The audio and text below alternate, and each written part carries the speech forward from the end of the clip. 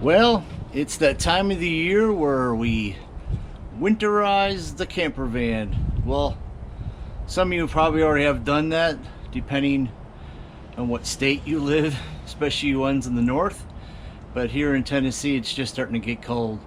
So we're going to take care of that. But I just want to do a quick run through, a systems check, and hopefully this will help you inquiring minds and how it's done. Let's check it out.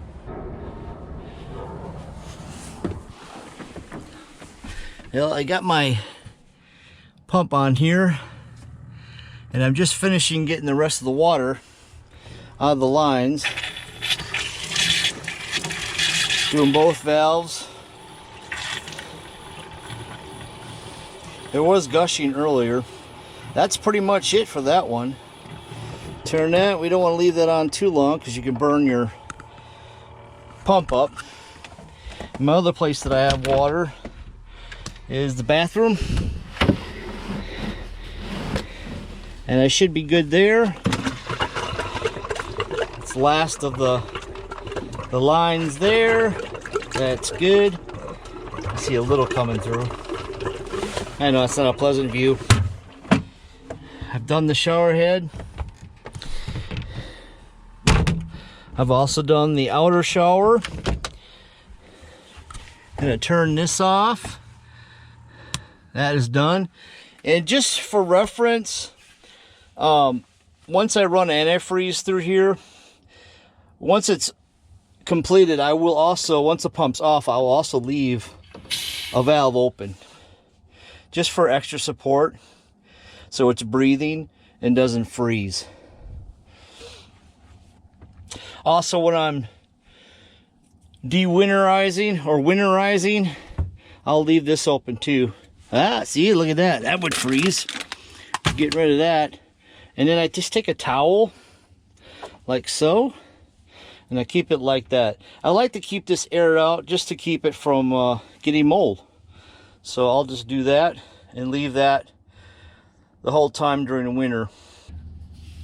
I also want to mention, once your water is out of your van, including your lines and your water heater, that you have to drain as well, and I'll show you that here in a minute. But as far as your water heater too, when we put the antifreeze in, you don't want to fill your water heater tank. You don't want that. You want to avoid your fresh water system as far as having antifreeze in it. Otherwise, it's a whole new cleaning system that you have to go through to do that, which I've done because a prior year, a couple years ago, it was supposed to freeze for like 3 days. A cold front came through, and I had to get antifreeze in the van right away. So yeah, if you're trying to avoid doing antifreeze in your clean water system, you want to do that at all costs. That's just a headache. You just want to do your main lines. You're going to be doing your toilet line, shower line, and your kitchen sink line. You're bypassing the water tank. So on your water tank, and I might show you in another video where I was more depth on winterizing your vehicle, there's just a valve, and some rigs are a little bit different, but the valves, if they're pointing in the in tank or hose position, that means it's receiving water. When you turn it in the non position, the upright from the hose and the tank, that's shutting your valve off. So on and then off, just for those that are new at this.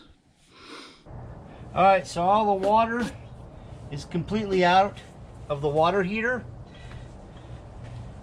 Just want to show you the angle rod here. This is in here like that, and it's a 11/16 socket.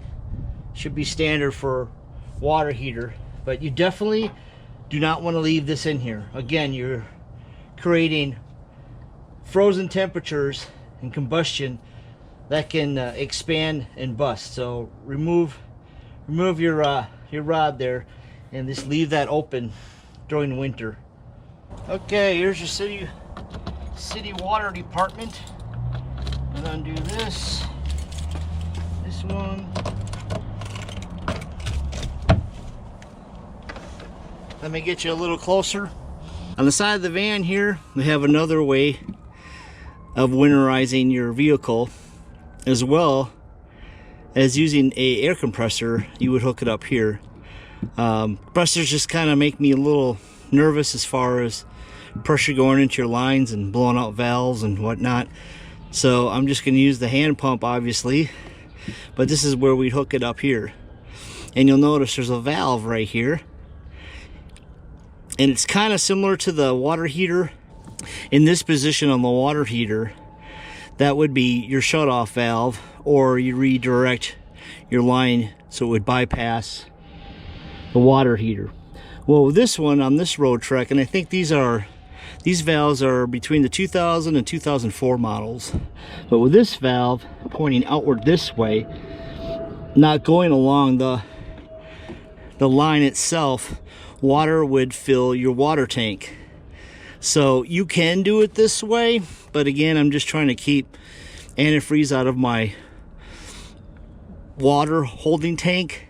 So by turning this, it'll make it directly to my lines in my faucet, just by turning that in. So now it's facing the actual water line. And this is also how you could also set up city water from a park or your house. You just fit up a regular hose like this, and then it would just, the pressure of the water would go right to your lines, and you wouldn't need a pump. If you want to fill your water tank, well, then you would just pull that valve back out. I know it's kind of confusing, every model is different, but just check your owner's manual to be sure.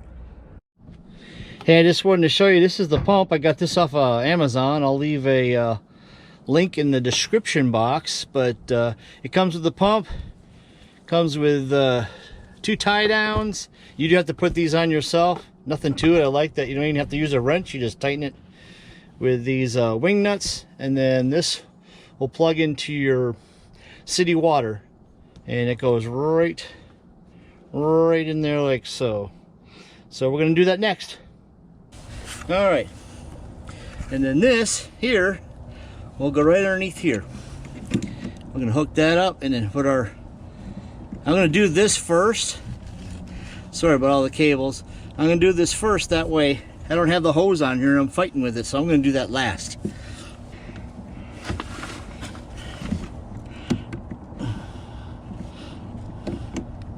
There it goes.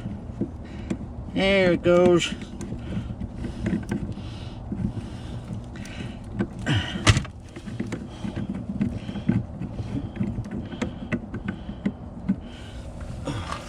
So now that's tightened and fastened. Now I'm going to take my pump. Here's my pump. One end's going to go in the canister and the other one's going to go into my city line.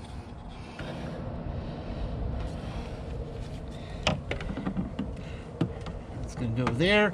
Just force that on. Alright, here's my SuperTech RV Marine antifreeze. It's always the pink stuff. Put that in there. And we're gonna pump away. Alright, I got a little bit of a leak, but it's working. It's taking it. Nice and easy.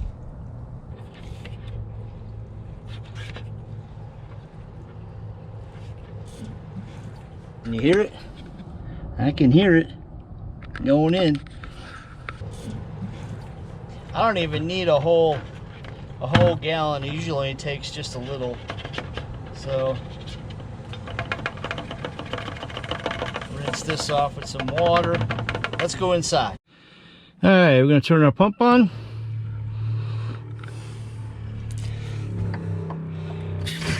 And they got antifreeze. That's good. Let's do the toilet.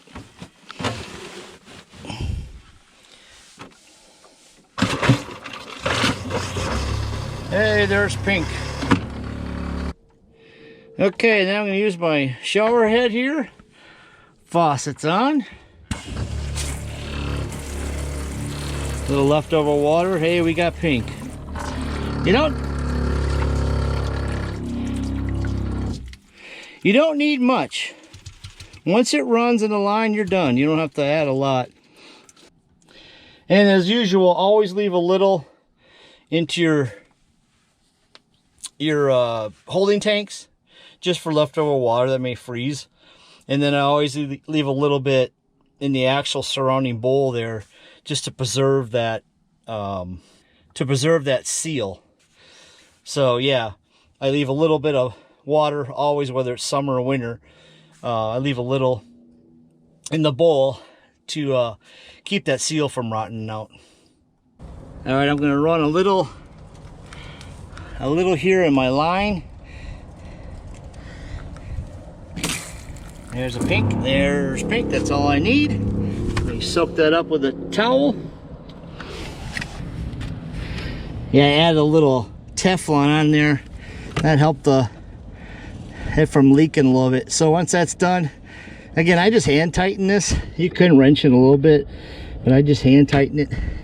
I'm going to do the hose, and it's done. All ready for next year. All right, let's clean this up. As a reminder, make sure you turn your city water valve back off. That way your pump works. All right, so pretty easy. Took me, 40 minutes, not even. The longest part is just draining your water, getting that out. I did add some antifreeze to the holding tank. I don't have a lot of water in there, but I did add some. I may go down the street, it's not that far away, like 2 miles, to a dump station and get the excess sewer water out of my lines. We'll see. But yeah, if this is helpful to you, share and like and subscribe, and we'll see you in the next video. Y'all take care and Merry Christmas. Bye.